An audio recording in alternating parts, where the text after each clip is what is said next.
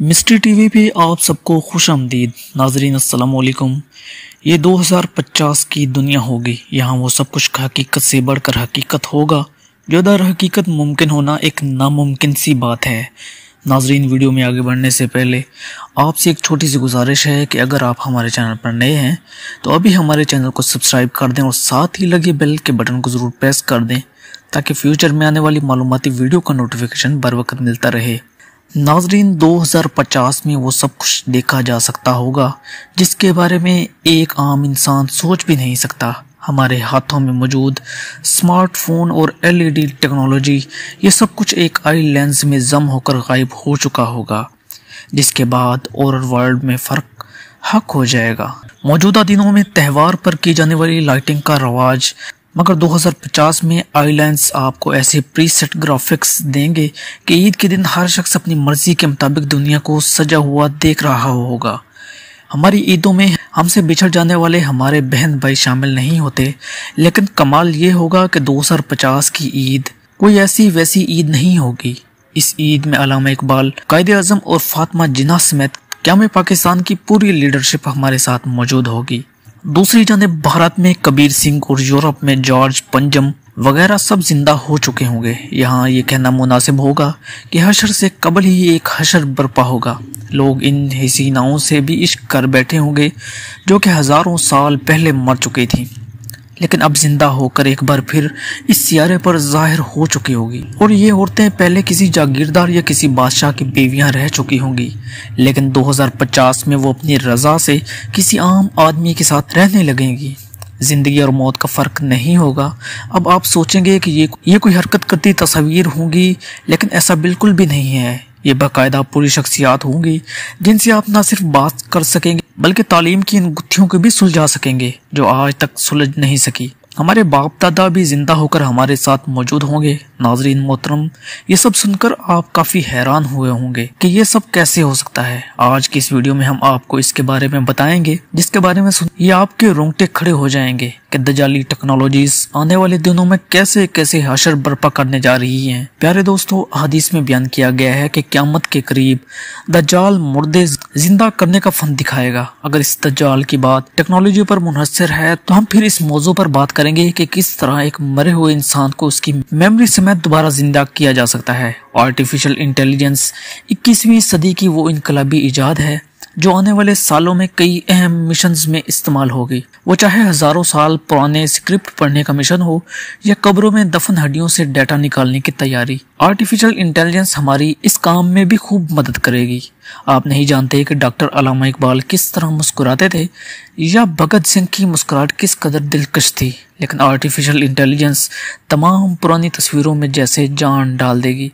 हम तारीख के इन बुरे किरदारों को भी अब पलक झपकने में ही देख सकेंगे। आर्टिफिशियल इंटेलिजेंस टेक्नोलॉजी का ये कारनामा शायद अभी कुछ छोटा है, इसका असल कारनामा कुछ और है। दरअसल कबल अज़ मसीह से लेकर आज तक जितने भी लोग गुजरे हैं उनकी तस्वीर पेंटिंग्स की सूरत में हमारे पास मौजूद है। 16वीं सदी में जितने भी यूरोपीय बादशाह गुजरे हैं उनकी बेगमात की तस्वीर, ये सब भी हमारे पास पेंटिंग की सूरत में मौजूद है। आर्टिफिशियल इंटेलिजेंस को प्रोसेस करने के बाद इनके चेहरे की असल तस्वीरें हमारे सुपुर्द करेगी, जिससे हम जान सकेंगे कि पेंटिंग से हटकर वो लोग असल में कैसे नजर आते थे। प्यारे दोस्तों, अभी आर्टिफिशियल इंटेलिजेंस के साथ हमारा दूसरा दौर शुरू हुए चंद साल ही हुए हैं, लेकिन 2050 तक ये टेक्नोलॉजी इंसानी अक्ल को शायद मात दे दे, और ये भी मुमकिन है कि इंसानी अक्ल आर्टिफिशियल इंटेलिजेंस के अंदर ही गुम होकर रह जाए। आने वाले वक्त में ये टेक्नोलॉजी आर्टिफिशियल इंटेलिजेंस पर्सनैलिटीज की एक अलग दुनिया बनाने वाली है।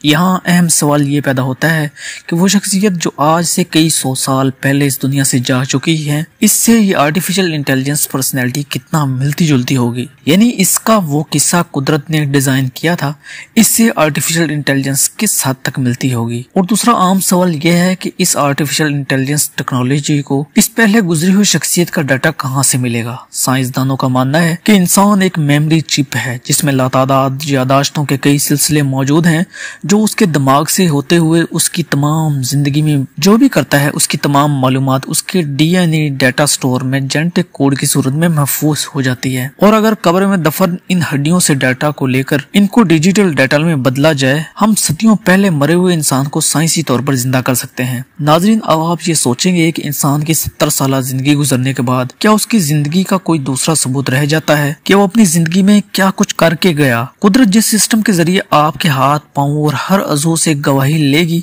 वो सिस्टम इस कदर पावरफुल है कि हमारे पास इस वक्त इंतहाई महंगे डाटा स्टोरेज मौजूद होने के बावजूद भी हम उसका मुकाबला नहीं कर सकते। कुदरत ने जिस इंसानी डीएनए में इंसान का पूरा डाटा रखा हुआ है, ये इंसान के बनाए हुए डाटा स्टोरेज से 300 गुना ज्यादा पायदार और 1000 गुना ज्यादा पेचीदा है, जिसमें मौजूद डाटा को परवाह नहीं कि वो सदियों मिट्टी में दफन रहे या किसी और जगह पर। ये सारी मालूमात हड्डियों में मौजूद डीएनए के पेचीदा निज़ाम में मौजूद होती है, जिसको आज का इंसान भी दरियाफ्त नहीं कर पाया। दरअसल इंसान डीएनए की बुनियादी मालूमात को अभी तक ठीक तरह से समझ ही नहीं पाया, जबकि खालिक कुल रोज़े क़यामत हमारी जिंदगियों की फिल्म इस तरह हमारे अंदर से निकालेगा कि जैसे सब कुछ हकीकत में रोनुमा हो रहा है। डीएनए में स्टोर होने वाली फिल्म इंसान के दायरा इख्तियार में नहीं है, क्योंकि जेनेटिक कोडिंग डिजिटल कोडिंग से 1000 गुना ज्यादा मुख्तलिफ होती है। मुस्तकबिल में ये टास्क आर्टिफिशियल इंटेलिजेंस को दिया जाएगा, जो कब्रों और मज़ारों में दफन इंसानी जिंदगियों की तहरीरों को निकालने का और 70-80 साल जिंदगी की तहरीर को उनकी हरकत करती तस्वीरों के साथ मिलाकर एक मुकम्मल आर्टिफिशियल इंटेलिजेंस पर्सनैलिटी डेवलप करेगा। यानी ये भी मुमकिन है कि कल को अल्लामा इकबाल उम्मत की एक नई तरबियत के लिए एक बार फिर से मौजूद हों, या फिर कायदे आज़म कौम की एक बार फिर तरबियत के लिए हाजिर हों।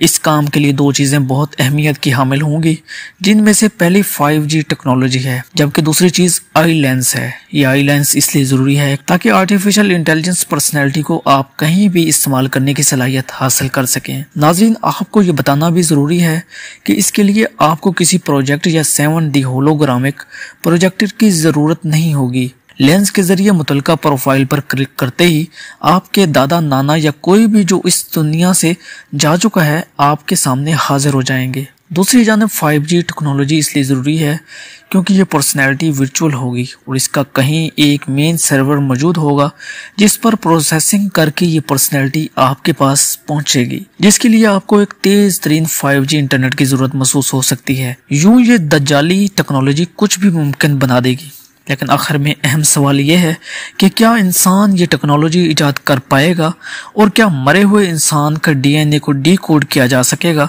इसका जवाब आप दोस्त भी कमेंट में हमारे साथ शेयर जरूर कीजिएगा। नाजरीन, वीडियो पसंद आई हो तो चैनल को सब्सक्राइब कर दें। मिलते हैं अगली शानदार वीडियो में।